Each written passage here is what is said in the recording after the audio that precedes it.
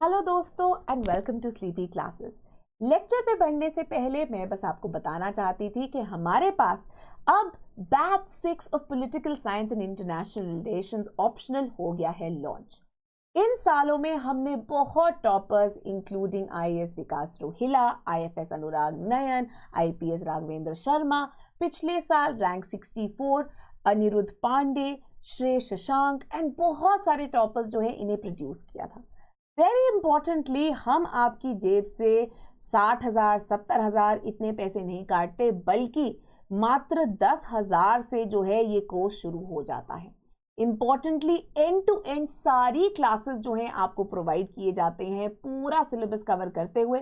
साथ ही में monthly current issues for PSIR भी प्रोवाइड किए जाते हैं। आंसर राइटिंग भी होती है, टेलीग्राम ग्रुप है डाउट रेजोल्यूशन के लिए, वीकली टेस्ट है, हाफ लेंथ टेस्ट है, फुल लेंथ टेस्ट है, हर चीज यहाँ पे अवेलेबल है। यहाँ पे विद हमारा जो विद इवैल्यूएशन कोर्स है, यहाँ पे आप अपने टेस्ट को चेक भी करवा सकते हैं और फीडबैक अटेन कर सकते हैं। 18,000 का ये कोर्स है, बट बैच 6 के कूपन को यूज करके आप अटेन कर सकते हैं 10% discount for the first limited जो हमारे कुछ एक हफ्ता है उसके लिए। Then very importantly there is also without evaluation. तो अगर आपको लगता है कि बस मैं मॉडल आंसर और वीडियो सोल्यूशन देख के ही सीख जाऊंगा और मुझे आंसर चेक करवाने की जरूरत नहीं है, तो आप इस कोर्स का हिस्सा बन सकते हैं। पर मैं हमेशा सजेस्ट करती हूँ बिगिनर्स के लिए कि आंसर चेक करवाना जरूरी है, तो मैं हमेशा आपको एडवाइस करूंगी कि विद इवैल्यूएशन जो है उस पे जाएं। Last but not the least, अगर आप पर्सनलाइज्ड मेंटरशिप लेना चाहते हैं सिलेक्टेड ऑफिसर कैंडिडेट से, तो आप ज्वाइन कर सकते हैं हमारा मेंटरशिप कोर्स। राइट, बैच 6 है हमारा कूपन कोड, इसे लगाना मत भूलिए। 11 सितंबर से क्लासेस हो रही हैं शुरू, तो अपनी सीट कर लीजिए बुक बिफोर सीट्स फिल। और अपनी रजिस्ट्रेशन करवाने के लिए या आप जा सकते हैं हमारी वेबसाइट पे, या फिर अगर आपको कोई डिफिकल्टी आ रही है तो आप टोल फ्री नंबर पे कॉल कर सकते हैं। तो चलिए बढ़ते हैं आज की वीडियो की तरफ। Now, apart from this classification between old and new social movements, various और जो political scientists, कुछ political sociologists जो हैं, उन्होंने और भी classifications, categorizations की हैं जिसमें हम social movements को divide कर सकते हैं, right? So they generally don't agree with say old and new की classification, right? So they might say कि there are certain movements जिनको आप कैसे डिवाइड करोगे कि वो ओल्ड है या वो न्यू है, राइट? सो फॉर एग्जाम्पल अगर हम बात करते हैं से चिपको मूवमेंट की, चिपको मूवमेंट जो है रीजनल था, लोकल था, ठीक है, एंड वो जो है एक डिमांड कर रहे थे लाइवलीहुड के ऊपर, ठीक है, कि हमारे ये जो पेड़ हैं आप उनको मत काटो, हम लाइवलीहुड पे डिपेंड करते हैं। But in terms of representation all kinds of people were fighting for it, ठीक है। Similarly it wasn't violent or it wasn't really inspired by Marxist theory, but ज़्यादा नॉन वायलेंट था, एक तरह से एक सिविल प्रोटेस्ट थी, पैसिव रेजिस्टेंस जो है उसको फॉलो कर रहा था। तो अब आप इसको ओल्ड बोलेंगे, न्यू बोलेंगे, कि दोनों का मिक्सचर बोलेंगे, राइट? तो इस तरह के क्वेश्चंस जो है बहुत बार उठते हैं, that is why different different types of typologies are drawn. Now एक टाइपोलॉजी जो कि बनाई जाती है that is by MSA. Rao, जो कि 3 तरह की मूवमेंट्स में पॉइंट आउट करते हैं। वो बोलते हैं पहली होती है रिफॉर्मिस्ट मूवमेंट्स। ये मूवमेंट जो है बेसिकली जो वैल्यू पैराडाइम है, जो बिलीव्स है, वैल्यूज है सोसाइटी में, उसको चेंज करने की कोशिश करते हैं, राइट? सो आप इमेजिन करें राजा राम मोहन रॉय जो कोशिश कर रहे थे, या फिर नारायण गुरु जो है कोशिश कर रहे थे, राइट? या फिर आप इमेजिन कीजिए मे बी सावित्री बाई फूले जो हैं वो कोशिश कर रही थी, राइट? तो ये जो वैल्यू सिस्टम के अंदर वो चेंज लाने की कोशिश कर रहे थे, उसको हम रिफॉर्मिस्ट मूवमेंट्स बोलते हैं। Then there are transformative movements. Transformative movements हम बेसिकली बोलते हैं ये कुछ सर्टन लेवल पे, एक मिड लेवल पे स्ट्रक्चरल, सोशल स्ट्रक्चरल चेंजेस लाने की कोशिश करते हैं। सो फॉर एग्जांपल अगर हम आरटीआई की बात करें, आरटीआई एक ओवरवेलमिंगली पूरे सिस्टम को एकदम ओवरवेलमिंगली नहीं चेंज कर देना चाहती। आरटीआई कुछ सिस्टमिक चेंजेस लाना चाहती थी, तो मिड लेवल सोशल स्ट्रक्चर में, कि ओपेसिटी कम हो सके, ट्रांसपेरेंसी बन सके, बढ़ सके, अकाउंटेबिलिटी एंड रिस्पॉन्सिबिलिटी जो है टुवर्ड्स द पीपल वो बढ़ सके, जो कि आरटीआई मूवमेंट से आई। Similar may be with the anti corruption movement, ठीक ठीक है। तो ये जो है मिड लेवल सोशल स्ट्रक्चर की जो चेंजेस लाते हैं इनको हम ट्रांसफॉर्मेटिव मूवमेंट्स बोल सकते हैं, ठीक है। Then there are revolutionary movements, ये ऐसी मूवमेंट्स होते हैं जो कि बेसिकली रैडिकल चेंज लाना चाहती हैं, जो एग्जिस्टिंग सोशल कल्चरल जो सिस्टम है उनको कंप्लीटली ट्रांसफॉर्म कर देना चाहती है, कंप्लीटली हटा देना चाहती है, राइट। तो यहाँ पे जो आपकी नक्सल मूवमेंट है that is a great example here. इसके अलावा पीएन मुखर्जी ने भी एक 3-fold क्लासिफिकेशन की है। Now that is based on nature as well as क्या डायरेक्शन ले रहा है मूवमेंट उसको। पहले बोलते हैं वो ट्रांसफॉर्मेटिव मूवमेंट, वो बोलते हैं अगेन जैसे कि हमने मिस राव ने कुछ बात की थी, वो कहते हैं ट्रांसफॉर्मेटिव मूवमेंट को वो बोल रहे हैं कि जब wide and far reaching changes लाने की कोशिश कर रहा है कोई मूवमेंट तो वो ट्रांसफॉर्मेटिव मूवमेंट है। Then there is the idea of alterative movement. Alterative movement क्या है? ऑल्टरेटिव मूवमेंट है कि एक स्ट्रक्चर एग्जिस्ट करता है बट उस स्ट्रक्चर के विद इन एक चीज़ कोई एग्जिस्ट करती है जो कि प्रॉब्लमैटिक है और हम उसको हटा देना चाहते हैं, राइट। तो फॉर एग्जाम्पल आप इमेजिन कीजिए कि with in the agricultural system bonded labour exist करता था, तो हम उस बॉन्डेड लेबर को हटा देना चाहते हैं, ठीक है। So larger is the agricultural structure, right, the agriculture structure which exist in India, but उसके अंदर एक स्ट्रक्चर क्या है? बॉन्डेड लेबर का। तो हम किसको हटाना देना चाहते हैं? बॉन्डेड लेबर को। तो ये क्या हो जाएगा? ऑल्टरेटिव मूवमेंट हो जाएगा। इसके अलावा there is also quasi social movement. Quasi social movement क्या होती है कि बेसिकली इस सिस्टम के विद इन ही कुछ चेंजेस लाना चाहते हैं। We don't want to break out through the system, we don't want to break the structure, but system के अंदर रहते हुए ही ये कुछ चेंजेस लाना चाहती है, राइट। तो for example we don't want to overwhelm the system but maybe we are demanding say better a better say. तो फॉर एग्जाम्पल सिस्टम के अंदर ही रहना चाहती है बट आप इमेजिन कीजिए अगर कोई जैसे कि इंडिया के अंदर चल रहा है कि आप हमारी लैंग्वेज को as an official language recognise कर लीजिए, या फिर अगर कोई मूवमेंट चल रही है कि आप हमें जैसे कि लद्दाख के अंदर कि हम एक ट्राइबल एरिया है तो आप हमें जो है 6 शेड्यूल के अंदर जो है रिकग्नाइज कर लीजिए। तो इस सिस्टम को चेंज नहीं करना चाहते हैं बल्कि सिस्टम के अंदर ही जो है रह के कुछ चेंजेस लाना चाहते हैं, ठीक है। तो ये जो है आपकी क्वाज़ी सोशल मूवमेंट जो है ये उसको कहते हैं। Now, apart from this, there is also very important to look at various approaches to studying social movements. ठीक है, तो ये different approaches के थ्रू भी हम understand कर सकते हैं कि social movements को किस तरह से varyingly understand किया गया है। The first and the most obvious जिसको हम बोलते हैं, this is also called the classical approach,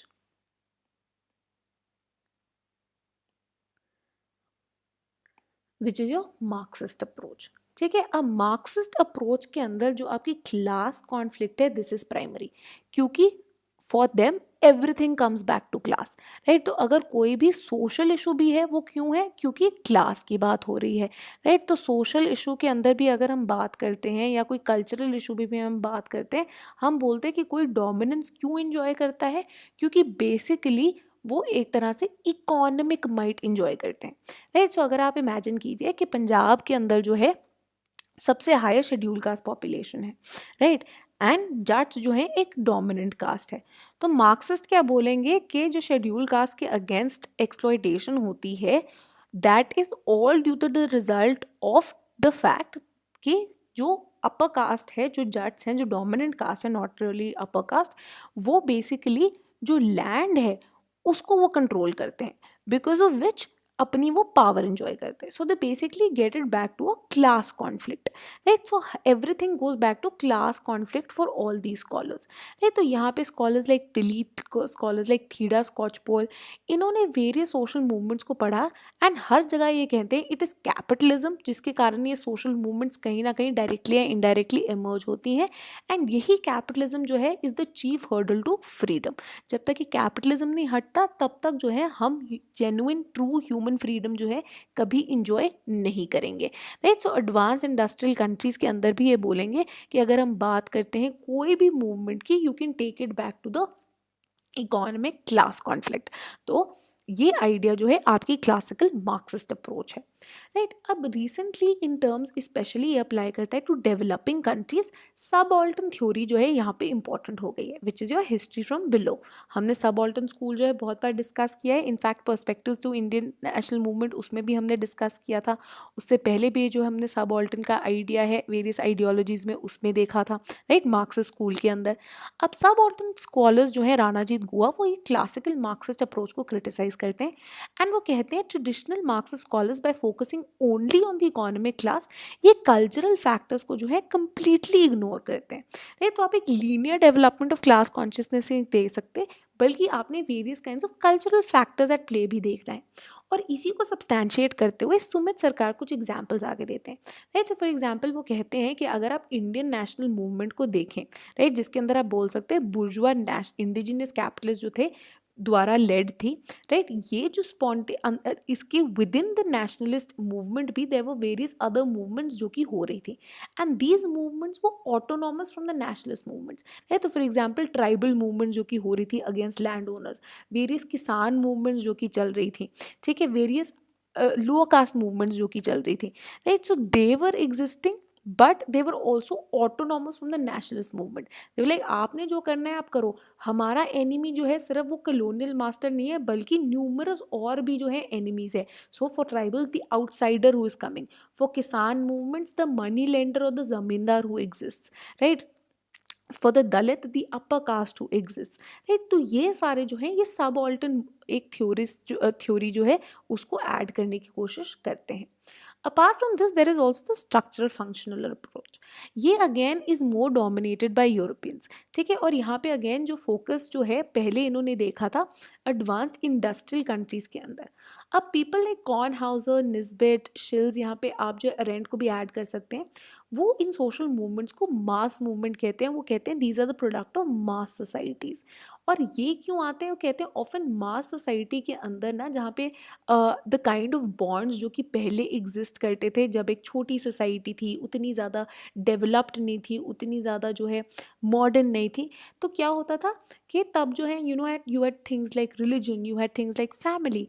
But now, with the coming up of mass society, suddenly these things have lost relevance, right? तो आप अब जो है उतना नहीं मिलते जुलते, उतनी रिलीजियस कॉन्ग्रीगेशंस नहीं एग्जिस्ट करते, उतनी जो है बार फैमिली उसमें नहीं जाते, तो जिसके कारण क्या होता है एलिनेशन हो जाती है, you feel socially isolated, tensions rise हो जाती हैं, इसके कारण जो है मास मूवमेंट्स भी उठ पड़ती हैं। यूजुअली जो स्ट्रक्चरल फंक्शनलिस्ट हैं इनको नेगेटिवली व्यू करते हैं, इनको एंटी डेमोक्रेटिक मानते हैं ये, राइट। क्यों? क्योंकि इनका मानना है कि स्टेट जो आपका पॉलिटिकल सिस्टम है वो एक लेजिटिमेट बॉडी है, एंड जब उसके अगेंस्ट ये मूवमेंट्स निकल के आ रही हैं बेसिकली एंटी डेमोक्रेटिक है। क्यों? क्योंकि इनको लगता है इन लिबरल डेमोक्रेसीज, राइट, तो यहाँ पे developed advance industrial liberal democratic states की बात हो रही है कि लिबरल डेमोक्रेसीज के अंदर ऑलरेडी रिप्रेजेंटेशन है, तो people have an Avenue of putting their demands forward. But usually इस मेथड को हाईजैक करके या इसको बाईपास करके जब लोग अपने आप को असर्ट करने की कोशिश करते हैं उनको ये एंटी डेमोक्रेटिक मानते हैं, ठीक है। सो ये जो एक स्ट्रक्चरल फंक्शनल अप्रोच है। हाउएवर कुछ और स्कॉलर्स जो हैं जो कि स्ट्रक्चरल फंक्शनल अप्रोच से ही है बट कहीं और से उनका जो है व्यू पॉइंट कम्प्लीटली डिफरेंट है, राइट। सो ये क्या बोलते हैं, ये बेसिकली जो पॉलिटिकल डेवलपमेंट अप्रोच है उसकी बात करते हुए ये कहते हैं कि क्या होता है जो एग्जिस्टिंग स्ट्रक्चर है which is represented by various kinds of political institutions and structures, जब वो एक तरह से जो राइजिंग एस्पिरेशंस है लोगों की उनको फुलफिल नहीं कर पाती हैं तब सोशल मूवमेंट्स होती हैं। तो रजनी कोठारी 1960s के कॉन्टेक्स्ट में इंडिया का ये मूवमेंट देते हैं कि इंडिया के अंदर भी पार्लियामेंट्री डेमोक्रेसी एग्जिस्ट करती थी, बट उस पार्लियामेंट्री डेमोक्रेसी के अंदर कैपेबिलिटी नहीं थी कि वो लोगों की डिमांड्स फुलफिल कर पाए, जिसके कारण अब 1960s ऑनवर्ड्स जो है बहुत सारी मूवमेंट्स उठने लगी इंडिया के अंदर। वहीं various other people like T K. Oommen जो है उन्होंने भी बहुत ज़्यादा क्रिटिसाइज़ किया है इस स्ट्रक्चरल फंक्शनलिस्ट अप्रोच को, जहाँ पे ये कहते हैं कि ये एंटी चेंज है, एंटी कॉन्फ्लिक्ट है, जो कि एक मेन स्टे होना चाहिए सोशल मूवमेंट का।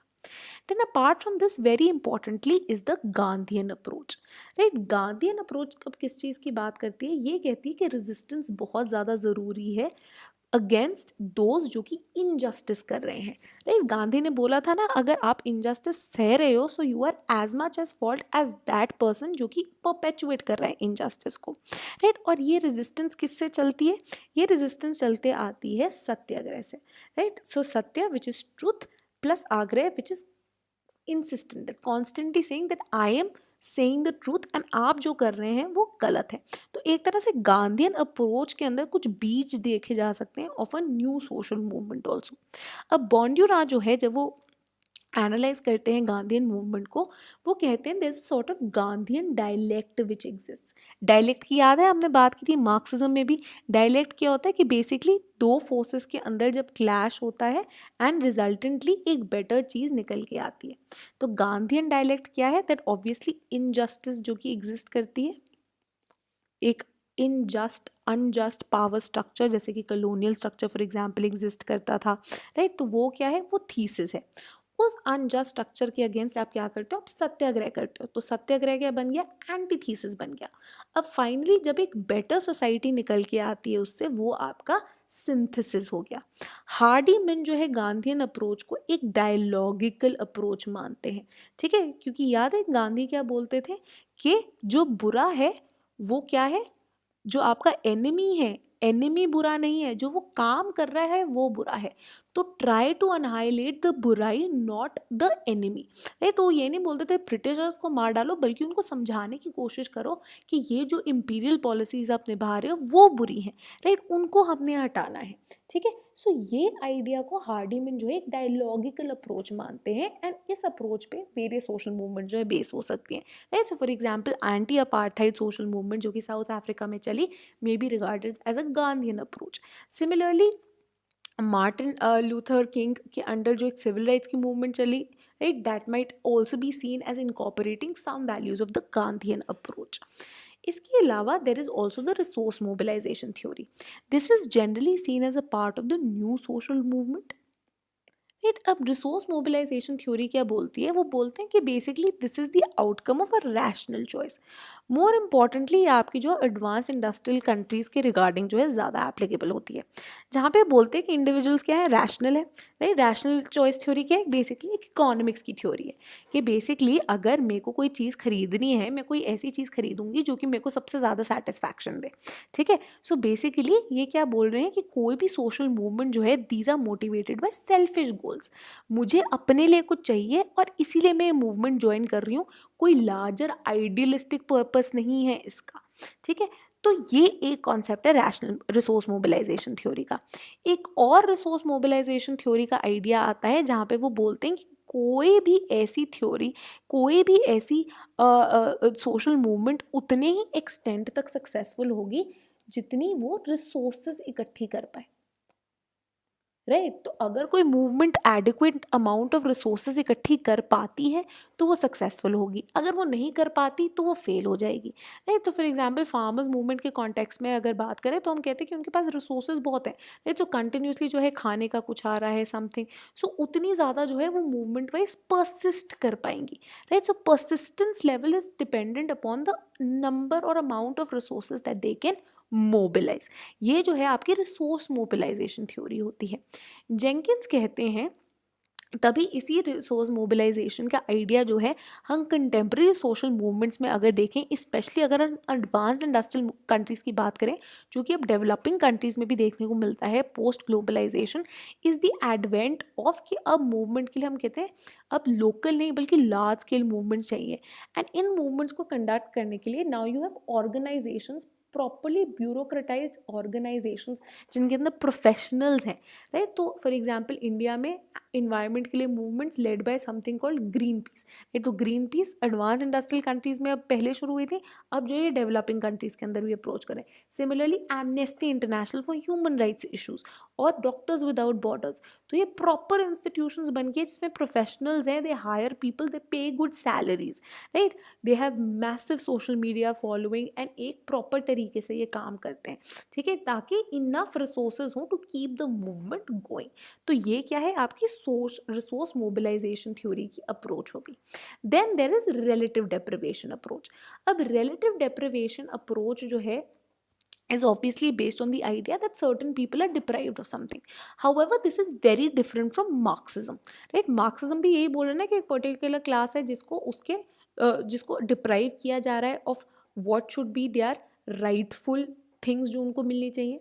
अब मार्क्सिज्म में वो क्या बोल रहे हैं कि एक पर्टिकुलर क्लास है, the class of have knots, जिनको आपने डिनाई की हुई है चीज़ें, और ये इकोनॉमिक क्लास है, चाहे वो वर्कर्स हो गए चाहे वो फार्मर्स हो गए, तो एक इकोनॉमिक क्लास है. अब रिलेटिव डेप्रिवेशन के जो थ्योरिस्ट हैं वो बोलते हैं कि ज़रूरी नहीं है कि जो डिप्राइव्ड हैं वो एक पर्टिकुलर क्लास ही हो, राइट? तो मतलब इकोनॉमिक या नॉन मटेरियल बेस भी उनका हो सकता है, right? This can be on the basis of a certain status, behaviour, worth और सो ऑन सो फोर्थ. ठीक है. गर्ग जो है फॉर एग्जाम्पल कहते हैं कि डेप्रिविएशन के अब न्यूमरस आइडियाज हो सकते हैं. This not only is in the case of workers versus capitalist, right? Deprivation can occur anywhere जहाँ पे there is a difference between expectation जो होती है एंड परसीव्ड केपेबिलिटीज, राइट? कि जितनी मेरी कैपेबिलिटी है उस हिसाब से जो है वो मेरी एक्सपेक्टेशंस जो हैं वो फुलफिल नहीं हो रही, राइट? सो ये इसके अंदर 3 mainly generic set of values होती हैं. एक इकोनॉमिक कंडीशंस भी हो सकती हैं, पॉलिटिकल पावर भी हो सकती है एंड सोशल स्टेटस भी हो सकती है, राइट? सो फॉर एग्जांपल हम बात कर सकते हैं कि जैसे कि अगर डॉक्टर्स की कोई मूवमेंट होती है, अब डॉक्टर्स हैं, ठीक है, it's not like they are poor, right? तो एक तरह से they are a class of have nots, but for example वो मूवमेंट कर रहे हैं क्या कि भैया कोई भी पेशेंट का जो फैमिली है अगर कुछ गड़बड़ हो जाए आके हमें पीट देता है, this isn't right, right? You have to do something to safeguard their rights. तो वो क्या बोल रहे हैं कि चाहे economically we might be well off, but हमारे सोशल स्टेटस को भी आप प्रोटेक्ट करो, राइट? सिमिलरली जो है बहुत सारी बाकी जगहों पे भी ऐसे हो सकती हैं, राइट? जहाँ पे एक्सपेक्टेशंस और कैपेबिलिटीज़ के बीच में जब भी डिफरेंस आए, या फिर when people are may be jealous of what others are doing और how much others are making, तब जो है एक तरह की ये रिलेटिव डेप्रिवेशन की बात आ सकती है, राइट? सो ज़रूरी नहीं है that you have to belong to a class of have nots. जब for example you feel that others are doing much better than you, आपको एक जेलसी आ जाएगी, so relatively you are deprived and that is why you will demand more things, you will have a social movement. ठीक है. So ये जो idea है ये रिलेटिव डेप्रिवेशन का आइडिया है. लास्ट अप्रोच जो हमारी आती है is a cultural revitalisation theory, right? Wallace जो है इसको पुट फॉरवर्ड करते हैं और वो कहते हैं सोशल मूवमेंट्स जो है बेसिकली एक ऑर्गेनाइज और कॉन्शियस एक्शन हो सकता है एक बेटर कल्चर बनाने के लिए अपने लिए, जिसमें जो है वेरियस काइंड्स ऑफ प्रोग्रेशन हो सकते हैं. ठीक है. तो ये जो कल्चरल रिवाइटलाइजेशन थ्योरी है अगेन ये एडवांस इंडस्ट्रियल कंट्रीज़ में भी देखी जाती है और डेवलपिंग कंट्रीज़ में भी. तो एडवांस इंडस्ट्रियल कंट्रीज़ में अगर हम बात करें the idea of black literature की development, the development of hip hop culture, right? तो अपने लिए एक अलग कल्चर बनाना चाहते हैं, तो एक कल्चरल रिवाइटलाइजेशन का आइडिया है. वहीं डेवलपिंग कंट्री लाइक इंडिया के अंदर हम बात करें so the idea of Dalit literature और दलित पॉप सॉन्ग्स कमिंग अप, जहाँ पे वो अपना एक कल्चर जो है उसको एक सिग्निफिकेंटली अलग चीज़ दिखाना चाहते हैं, can fit into this whole cultural revitalisation की सोशल मूवमेंट. ना सोशल मूवमेंट्स जो है इनको डेमोक्रेसी से लिंक करना भी बहुत ज़्यादा ज़रूरी है, right? So the idea that it's not just political parties और गवर्नमेंट और इलेक्टोरल पॉलिटिक्स जो कि डेमोक्रेसी में हेल्प करते हैं, but these social movements by letting people express their opinions, by helping them participate in what is a larger political structure, ये जो है democratization में बहुत ज़्यादा हेल्प करते हैं. Because A, they lead to awareness of people, B, they lead to people participating, C, they lead to a more a freedom of expression and people being able to express their opinions, जो कि बहुत ज़्यादा ज़रूरी है. And इसके कारण हम कहते हैं एक डीपनिंग ऑफ डेमोक्रेसी जो है हो जाती है. क्यों? Because democracy is not just about a democratic government, it is also about constant debate and discussion. And social movements के थ्रू जो है you are getting a way to debate even while you are not a part of say the government और a formal political structure, right? तो इसीलिए social movement जो है democracy का एक बहुत इंपॉर्टेंट पार्ट माना जाती है. इनफैक्ट ये भी हो सकता है कि not all social movements are democratic. In fact कई बार हम देखते हैं कि काउंटर मूवमेंट्स भी हो सकते हैं, जैसे कि हमने देखा था कि ब्लैक लाइव्स मूवमेंट के अगेंस्ट जो है ब्लू लाइव्स मैटर या फिर वाइट लाइव्स मैटर, ऐसी चीज़ें भी शुरू हो गई, या all lives matter. But the idea कि generally they give a vent to people, तो क्योंकि एक्सप्रेस हो रही हैं चीज़ें तो you can address them, right. Similarly we have seen that more और लेस हमेशा social movements have somehow helped the society progress in a more developed path. So they have led to wider suffrage, के पहले से white propertied males को मिलती थी, उसके बाद धीरे धीरे करके यूनिवर्सल अडल्ट सफरेज का आइडिया आ गया, right. They have led to formation of associations, they have led to सिर्फ पॉलिटिकल या सिविल राइट्स नहीं, सोशल राइट्स की गारंटी होना, इकोनॉमिक राइट्स की गारंटी होना, राइट। सो इसीलिए ये जो सोशल मूवमेंट्स है they are seen as important for democratisation, not only इनसे अगर हम बोले कि इसे अरब स्प्रिंग या येलो अम्ब्रेला मूवमेंट जो कि डेमोक्रेसी को डिमांड कर रहे हैं, but with in democracy also when you have से Nirbhaya movement in India, Shaheen Bagh in India, farmers protest in India, various Dalit movements in India, right। ये democratization को प्रपोर्ट करे जहाँ पे erstwhile जो marginalized या vulnerable communities हैं